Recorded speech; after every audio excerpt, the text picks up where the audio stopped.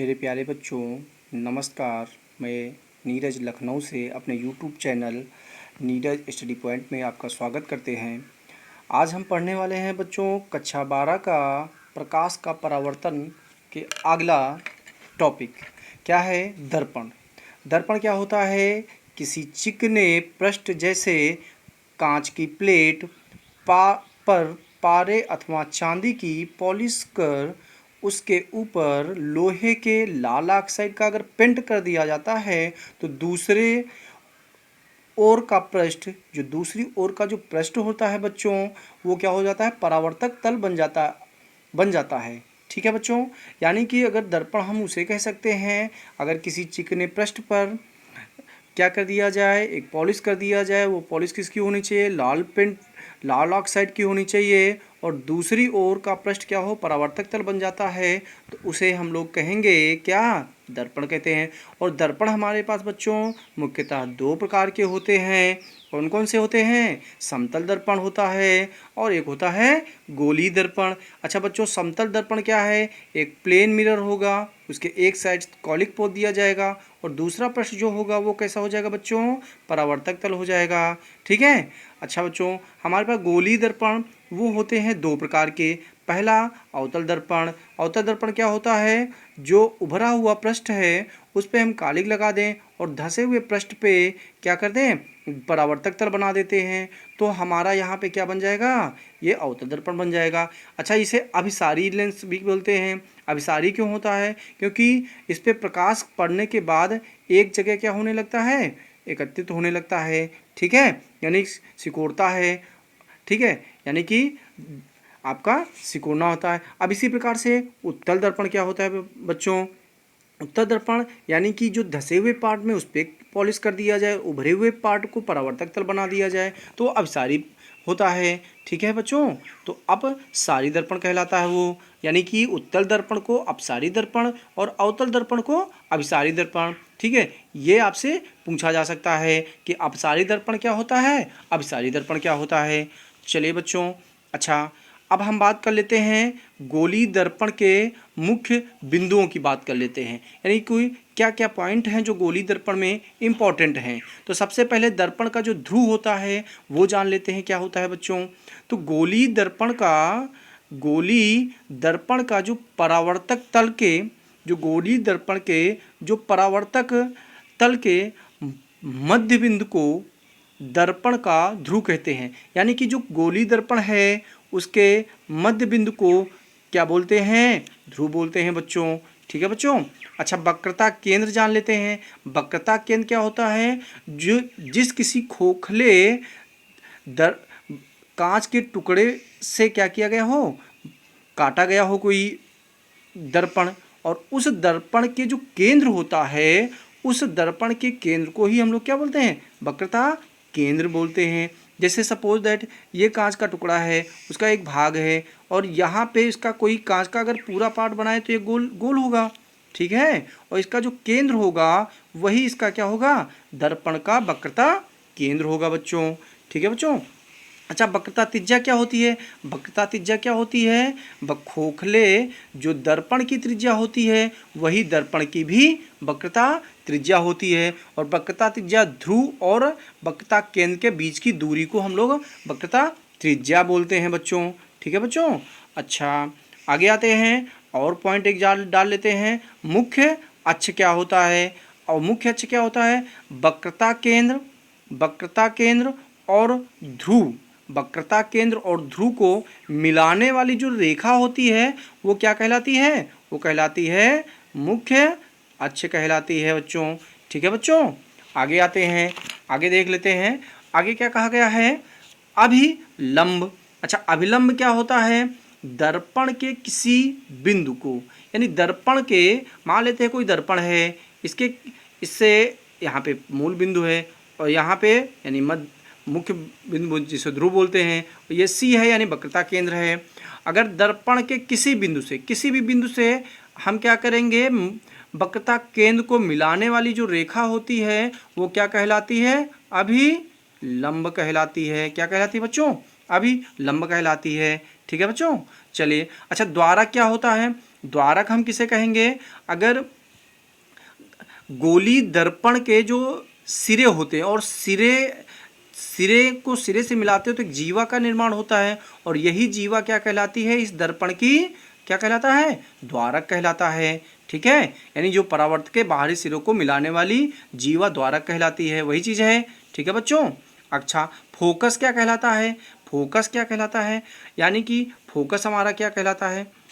जहाँ से अगर मुख्य अक्ष के समांतर आने वाली जो किरण है वो क्या होगी? परावर्तक के बाद जिस बिंदु से मुख्य अक्ष को काटेगी वह उसका क्या कहलाता है? फोकस कहलाता है। ठीक है, वही दर्पण के मुख्य अक्ष के समांतर आने वाली प्रकाश की किरण दर्पण से परावर्तन के पश्चात मुख्य अक्ष के जिस बिंदु पर वास्तव में मिलती हुई प्रतीत होती है वो उसका क्या कहलाता है बच्चों? फोकस कहलाता है। ठीक है बच्चों। तो अब क्या हो गया? मान लेते हैं यहाँ पे फोकस हो गया है इसका। ठीक है, तो आगे आते हैं, फोकस दूरी क्या होती है? अच्छा, फोकस दूरी क्या होती है? गोली दर्पण के ध्रुव और फोकस बिंदु के बीच की दूरी को क्या बोलेंगे? फोकस दूरी बोलते हैं। इसको एफ से डिनोट करते हैं। ठीक है बच्चों, इसको एफ से डिनोट करते हैं। ठीक है बच्चों। अच्छा, आगे आते हैं, फोकस दूरी जो है वक्रता त्रिज्या की क्या होती है? आधी होती है। फोकस दूरी जो होती है वक्रता त्रिज्या की आधी होती है, यानी f बराबर r/2। r क्या है? वक्रता त्रिज्या है। f क्या है? फोकस दूरी है। ठीक है, अगर फोकस दूरी को निकालना हो तो वक्रता त्रिज्या का आधा कर देते हैं तो फोकस दूरी निकल आएगी। ठीक है बच्चों। अच्छा, इस एग्जाम्पल में हम लोग कुछ समझ लेते हैं, इस फिगर में कुछ चीज़ें समझ लेते हैं। सारी चीज़ें अभी हम लोगों ने पढ़ लिया है, अब थोड़ा इसमें समझते हैं होती क्या है। देखो, एक हमारा अवतल दर्पण मैंने ले रखा है। इस अवतल दर्पण का जो मध्य बिंदु है उसको हमने पी नाम दिया, यानी पी मतलब पोलर होता है, पोलर मतलब ध्रुव होता है। ठीक है, और ये एक जीवा आ रही है, इनके बाहरी पृष्ठों को क्या कर रही है? मिलाने वाली रेखा, जिसको जीवा बोलते हैं, यानी जीवा हो गई है, और इन्हें ही क्या बोलेंगे हम लोग? यहाँ पे द्वारक बोल देंगे। ये क्या है? इसके द्वारक हैं। ठीक है। अच्छा, ध्रुव और फोकस के बीच की दूरी को क्या बोलते हैं? फोकस दूरी बोलते हैं। ठीक है, और इसको फोकस बिंदु बोलते हैं। अच्छा, यहाँ पे वक्रता केंद्र होता है, हमने वक्रता केंद्र बताया है, जो इस अवतल दर्पण का जो केंद्र होगा, पूरा जो जिस हिस्से से काटा गया होगा उसका ये जो केंद्र होगा वो इसका भी केंद्र होगा, वक्रता केंद्र होता है। अच्छा बच्चों, एक चीज़ और जान लेते हैं, ध्रुव और वक्रता केंद्र के बीच की जो दूरी होती है उसको वक्रता त्रिज्या के नाम से जानते हैं बच्चों। ठीक है बच्चों। अच्छा, मुख्य अक्ष क्या होता है? ध्रुव, फोकस और वक्रता केंद्र को मिलाने वाली रेखा क्या कहलाती है? मुख्य अक्ष कहलाती है। ठीक है बच्चों, तो आगे पढ़ लेते हैं, आगे जान लेते हैं इससे। चलिए और कुछ जान लेते हैं। देखिए, दर्पणों की दूरियां नापने के नियम क्या हैं? ठीक है, कैसे नापी जाती हैं? ठीक है, तो दूरियां नापने के नियम क्या हैं? मान लेते हैं कोई वस्तु रखी हुई है। ठीक है, अवतल दर्पण मैंने दे रखा है, ये अवतल दर्पण है। अवतल दर्पण पे अब क्या होंगे? देखो, ध्रुव के इस पॉइंट से, ध्रुव के, इसको जीरो बोल सकते हैं, जीरो लाइन बोल सकते हैं। ध्रुव से मुख्य अक्ष के समांतर अगर दाहिनी तरफ बढ़ते हैं, ध्रुव से दाहिनी तरफ बढ़ते हैं तो जितनी भी दूरियां होंगी वो धनात्मक होंगी, और ध्रुव से बाईं की तरफ बढ़ेंगे तो जितनी भी दूरियां होंगी वो सारी की सारी ऋणात्मक होंगी। अच्छा, वस्तु सदैव दर्पण के बाईं ओर रखी जाती है। कहाँ रखी जाती है? बाईं ओर रखी जाती है। तो ये वस्तु और मुख्य ध्रुव के बीच की दूरी जो होगी वो u के नाम से जानते हैं। ठीक है, क्या होगी? वस्तु की दूरी u हो गई है, यानी ध्रुव और वस्तु के बीच की दूरी को हम लोग u बोलेंगे। ठीक है, अगर हमारा प्रतिबिंब बन रहा है तो प्रतिबिंब और किसके बीच के? मुख्य ध्रुव के बीच की दूरी को हम लोग v बोलेंगे। ठीक है, और फोकस बिंदु और ध्रुव के बीच की दूरी को f बोलेंगे। ठीक है, फोकस दूरी बोलेंगे, और वक्रता केंद्र और ध्रुव के बीच की दूरी को वक्रता त्रिज्या बोलते हैं। ठीक है बच्चों, तो इस तरीके से इन सारी चीज़ों को हम लोग जान लिए हैं। अच्छा, और आते हैं प्रतिबिंब बनने के नियम। प्रतिबिंब बनने के 3 नियम होते हैं। क्या नियम होता है? पहला, अगर कोई भी अवतल दर्पण पे ही हम लोग समझते हैं, ठीक है। फिर उत्तल दर्पण पे हम कभी बताएंगे, क्योंकि अवतल दर्पण से बहुत सारे क्वेश्चंस एग्जाम में बच्चों आते रहते हैं। तो इसको देख लेते हैं। क्या है, अगर कोई भी वस्तु क्या हो, कोई भी वस्तु की या कोई भी किरण क्या हो, अगर मुख्य अक्ष के समांतर आए और अवतल दर्पण यानी दर्पण से टकराती है, तो टकराने के बाद परावर्तित होती है, जिसको बोल सकते हैं परावर्तन के बाद वो सदैव मुख्य हमारे फोकस से होकर गुजरती है। यानी कि अनंत से आने वाली किरण यानी मुख्य अक्ष से समांतर होने वाली किरण सदैव फोकस से जाती है, पहला नियम हो गया है। दूसरा नियम क्या है, अगर फोकस से कोई किरण जा रही है तो वह मुख्य परावर्तन के बाद परावर्तक के बाद वो क्या करेगी, मुख्य अक्ष के समांतर हो जाती है, दूसरा नियम हो गया बच्चों। तीसरा नियम क्या है, यदि हमारी आने वाली किरण जो है हमारी वक्रता केंद्र से होकर गुजर रही है